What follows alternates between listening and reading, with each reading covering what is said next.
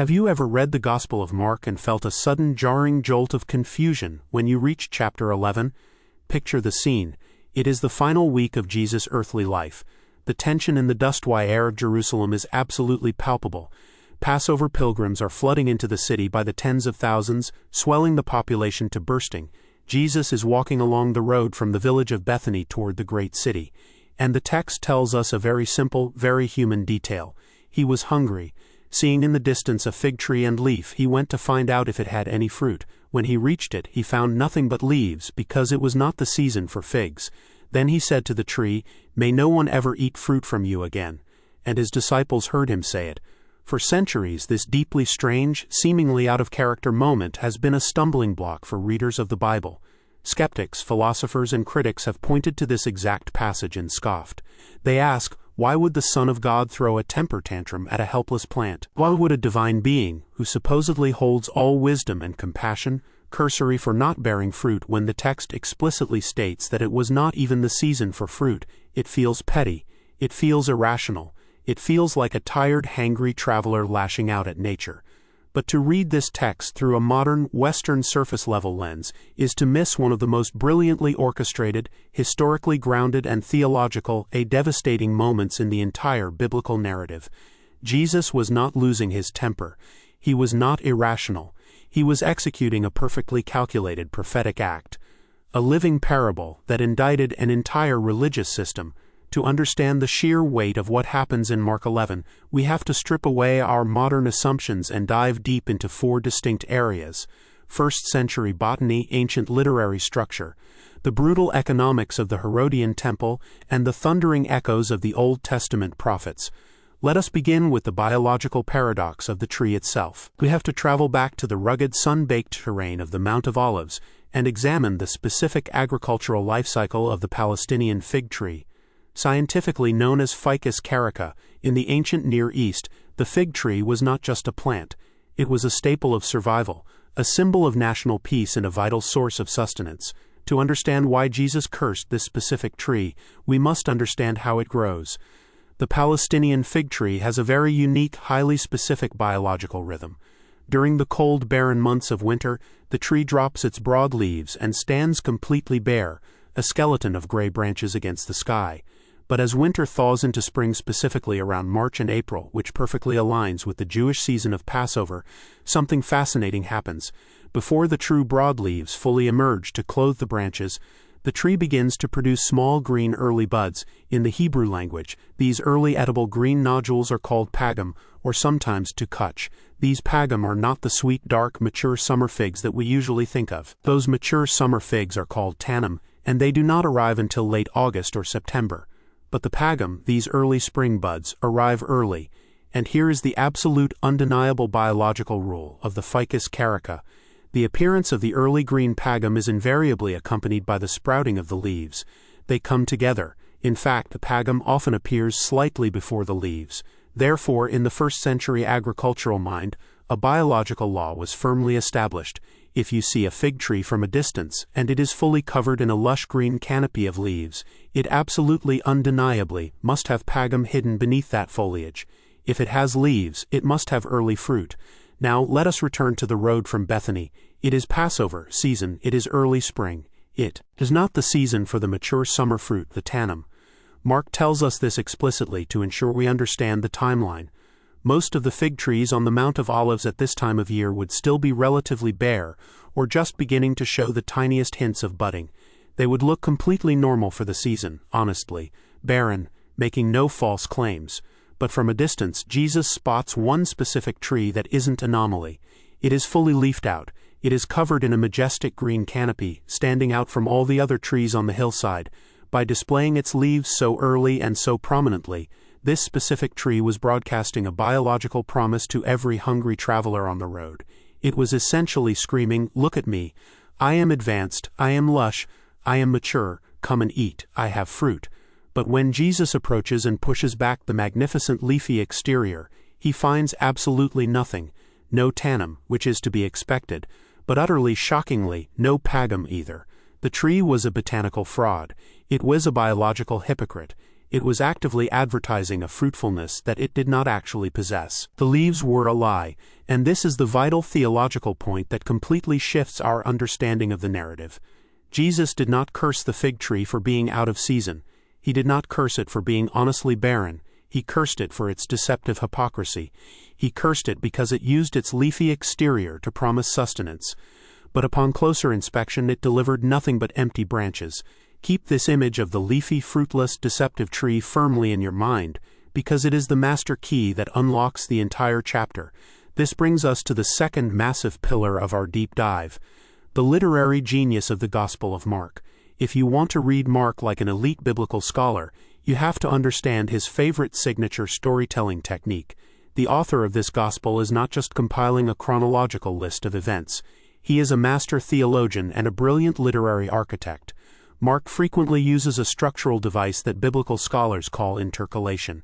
In layman's terms, we call this the Markan Sandwich. Intercalation is a technique where Mark begins telling one story, suddenly interrupts it right in the middle to tell a completely different story, and then finally returns to finish the first story. It creates a narrative sandwich. The first story is the top bun. The interrupting story is the meat in the middle, and the conclusion of the first story is the bottom bun. But Mark does not do this just to be quirky or to mess with the timeline. He does this to force the reader to interpret the two stories together. The outer story interprets the inner story, and the inner story interprets the outer story. They bleed into one another until you realize they are actually teaching the exact same theological truth from two different angles. A classic example of this is in Mark chapter 5.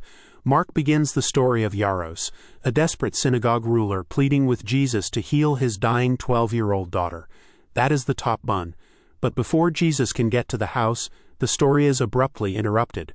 A woman who has been bleeding for 12 years pushes through the crowd, touches Jesus' garment, and is healed. That is the meat. Only after this intense emotional interruption does Mark return to Jairus' house to finish the story and raise the 12-year-old girl from the dead. The bottom bun.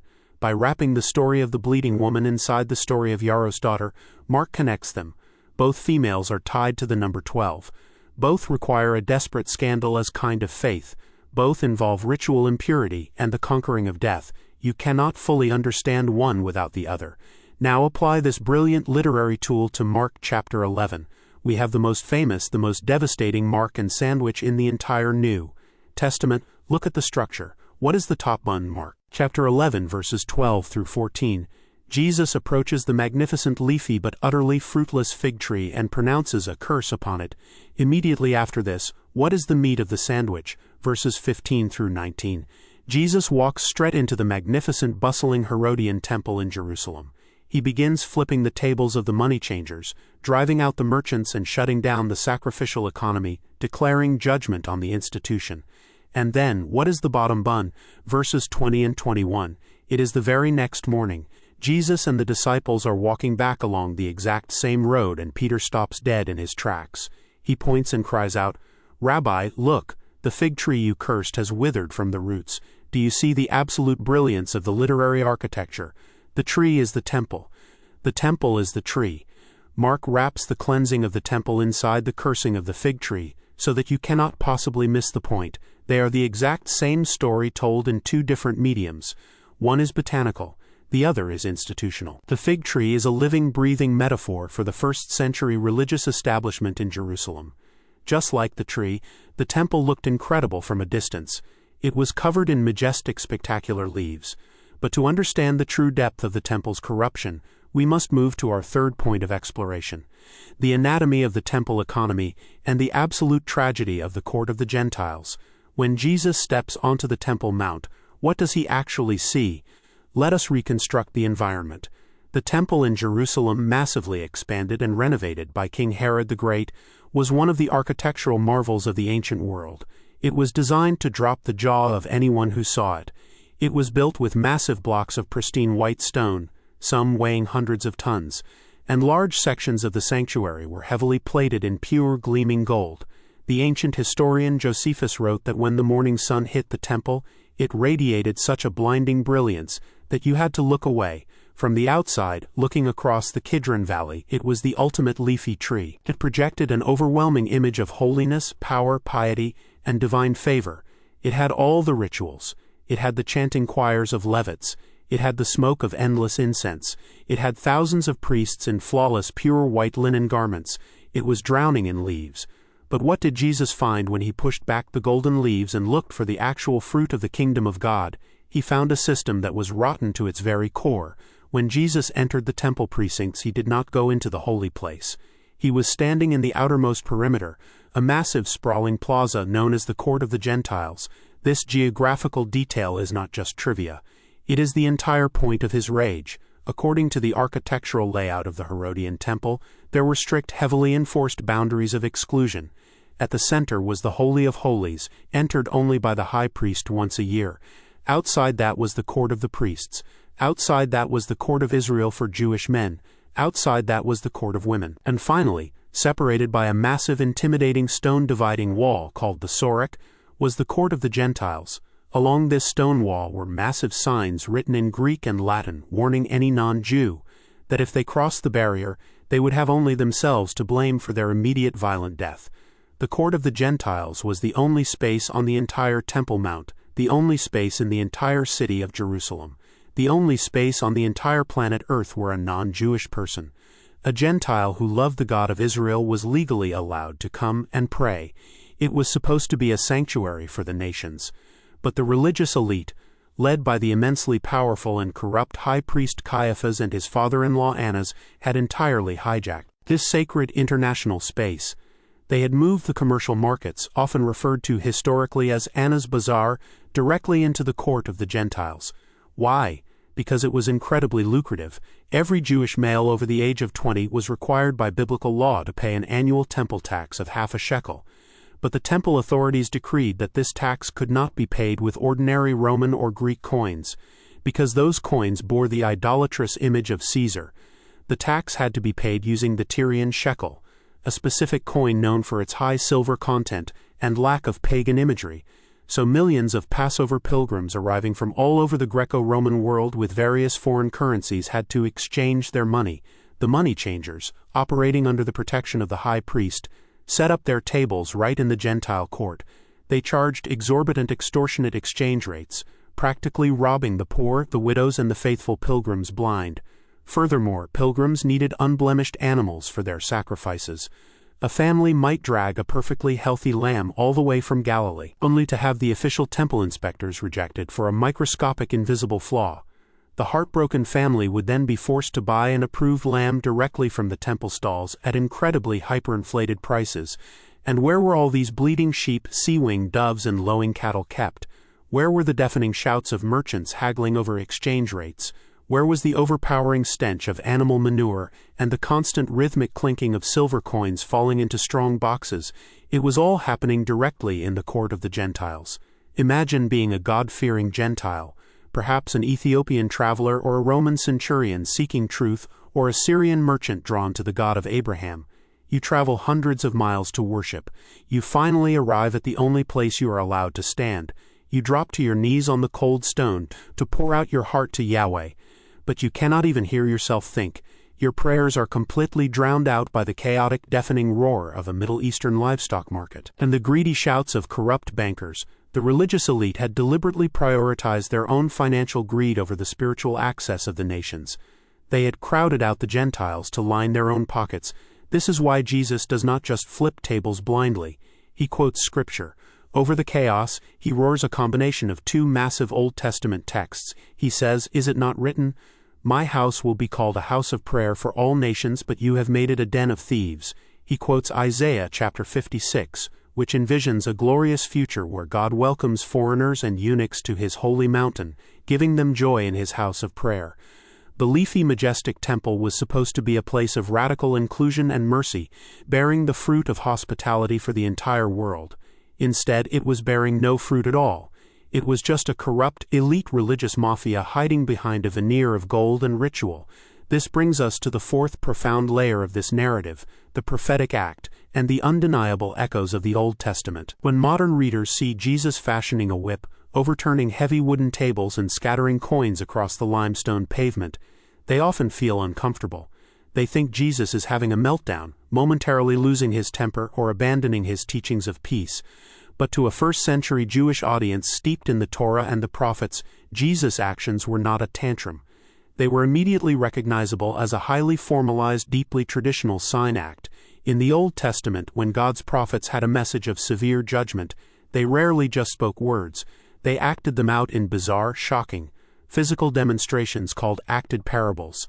Ezekiel was commanded by God to lie on his left side for 390 days in front of a clay model of Jerusalem, to represent the siege of the city. Isaiah stripped off his clothes and walked barefoot and naked for 3 years as a visual warning of coming captivity. Jeremiah was told to buy a linen belt, wear it, and then bury it in the rocks until it was completely ruined and useless. Acting out how God would ruin the pride of Judah, Jesus is standing squarely in this ancient, fierce prophetic tradition. Every flipped table was a visual sermon. Every scattered coin was a decree of divine judgment. He was acting out the total destruction of the temple system. And the specific words he chose to shout were carefully selected, precision-guided theological missiles. When he calls the temple a den of thieves or a den of robbers, he is quoting directly from Jeremiah chapter 7. This is one of the most famous, devastating passages in Hebrew history, known as Jeremiah's Temple Sermon. In Jeremiah's day, the people of Judah were engaging in extreme wickedness. They were oppressing foreigners, exploiting orphans, murdering the innocent, and worshipping false idols. But every Sabbath they would casually stroll into the temple of God, wipe their bloody hands and say, "We are safe. This is the temple of the Lord." They believed that as long as they had the physical building, God would never judge them. But Jeremiah stood at the gate and screamed at them. He said, "Has this house which bears my name become a den of robbers to you? Do not trust in deceptive words." Think about what a den of robbers actually is. A den is not the place where robbers commit their crimes. They commit their crimes out on the road in the darkness, attacking travelers. The den is the cave, the safe house, the hideout where the robbers retreat to hide from the law, split their stolen loot, and find safety. Jesus was looking right at the Pharisees, the Sadducees, and the chief priests and telling them, "You are using my Father's house as a hideout. You are exploiting the poor, shutting the kingdom of heaven and people's faces and demanding absolute power. And then you retreat behind these massive golden doors, offer a sacrifice, and think you are safe from the judgment of heaven." By quoting Jeremiah, Jesus was deliberately invoking the memory of Shiloh, the ancient sanctuary that God completely destroyed because of the wickedness of the priests. He was prophesying that this beautiful leafy Herodian temple would soon be reduced to a pile of smoking rubble, which historically happened just 4 decades later in the year 70 AD, when the Roman legions completely leveled it. But the prophetic echoes do not stop with Jeremiah. The very act of cursing the fig tree is deeply rooted in the Old Testament poetic imagination. In the writings of the minor prophets, Israel is repeatedly explicitly compared to a fig tree. In Hosea chapter 9 verse 10, God says, "When I found Israel, it was like finding grapes in the desert. When I saw your ancestors, it was like seeing the early fruit on the fig tree." God is expressing his deep delight, his hunger, his desire to find spiritual fruit among his people. Similarly, the prophet Micah in chapter 7 verse 1 cries out in absolute agony over the corruption of the nation, saying, "What misery is mine! I am like one who gathers summer fruit at the gleaming of the vineyard. There is no cluster of grapes to eat. None of the early figs that I crave, the faithful, have been swept from the land.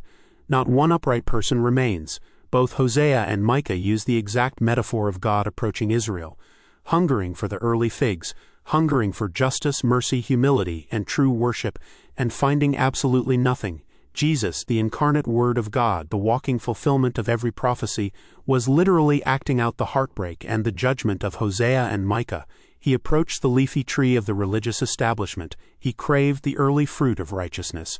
And finding only the deceptive leaves of ritual, he brought the terrible weight of divine judgment upon it. This magnificent, multi-layered story forces us to face our final, deeply personal point of reflection. The stark contrast between honest barrenness and religious pretense. It is so easy for us to sit back thousands of years later, analyze the history, critique the sages, and judge the corrupt temple authorities. But the chilling reality of Scripture is that it is a mirror. The curse of the fig tree was not just a historical event aimed at first-century Jerusalem. It is a permanent, piercing warning to the modern church, to every religious institution, and to every individual human heart. The temptation of the fig tree is the temptation of performative religion. It is the overwhelming desire to focus all of our energy, all of our resources, and all of our time on growing spectacular leaves, while completely neglecting the slow, invisible, grueling work of producing actual fruit. What do the leaves look like in our modern context? Leaves are easy. Leaves are cheap. Leaves look like knowing all the right theological terminology. Leaves look like perfect attendance at weekend services. Leaves look like a highly curated aesthetic Christian social media presence, where we post daily devotionals and perfectly lit worship photos. Leaves look like massive church buildings, multi-million-dollar lighting rigs, eloquent sermons, and a reputation in the community for being a moral, upstanding person. None of these things are inherently evil, just as the leaves on a fig tree are not inherently evil. But if they are used as a disguise, if they are used to advertise a deep abiding intimacy with Christ that does not actually exist behind closed doors, they become a botanical fraud. The terrifying truth is that Jesus Christ is not impressed by our leaves. He is not fooled by our religious resumes, our golden architecture, or our loud public prayers. He pushes past the foliage of our public personas. He looks into the dark, quiet, unseen spaces of our private lives, our finances, our hidden habits, the way we treat the marginalized, the way we speak to our spouses when the doors are locked, the way we manage our secret thought lives. He comes looking for the pagum, the actual tangible fruit of the Spirit. He comes looking for genuine love, joy, peace, profound patience, radical kindness, goodness, faithfulness, gentleness, and self-control. He comes looking for a heart that actually grieves over sin, a spirit that actually hungers for justice, and a life that actually extends mercy to the broken. And if he finds nothing but the rustling noise of empty leaves, the judgment is severe, because here is the deepest, most beautiful, and yet most challenging theological core of this entire narrative. In the economy of God's grace, it is infinitely better to be a bare winter tree than a leafy, deceptive one. Think about the bare trees on the fruit. They were entirely naked, but Jesus did not curse them. He passed right by them in peace. Why? Because they were practicing honest barrenness. They were completely transparent about their condition. They were essentially saying, "Lord, it is winter in my soul. I am cold. I am empty. I have no fruit to offer you. I am completely dependent on the coming spring, completely dependent on the warmth of your sun, completely dependent on the rain of your grace." God has boundless oceans of mercy for the honestly barren. He has infinite grace for the broken addict who walks into a sanctuary and sits in the back row weeping knowing they have nothing to offer. He has limitless compassion for the exhausted mother, the doubting teenager, the struggling skeptic who simply says, "God be merciful to me, a sinner." The kingdom of heaven belongs to the poor in spirit, but God has absolutely zero tolerance for religious pretense. He has zero tolerance for hypocrisy. He will utterly dismantle the systems, the institutions, and the individuals who use the name of God to build empires of self-glory while crowding out the vulnerable. The withered fig tree stands on the edge of the biblical narrative as a monumental, terrifying monument to the absolute danger of faking it. So, as we walk away from the dusty road to Jerusalem, as we leave the chaotic overturned tables of the Temple Mount, the text leaves us with a lingering, deeply uncomfortable, yet entirely necessary question. A question that demands an answer from the very depths of our souls. When the Master comes walking down the road of your life, drawn by the outward appearance of your faith, what will he find when he pushes back the branches? Are you bearing the quiet, genuine, life-giving fruit of the kingdom? Or are you just exhausting yourself, frantically taping fake plastic leaves to dead branches, hoping no one notices the emptiness inside? Let the withered roots of the fig tree be the end of our religious performance, and let it drive us back to the only true vine, where our honest barrenness can finally be transformed by his radical grace.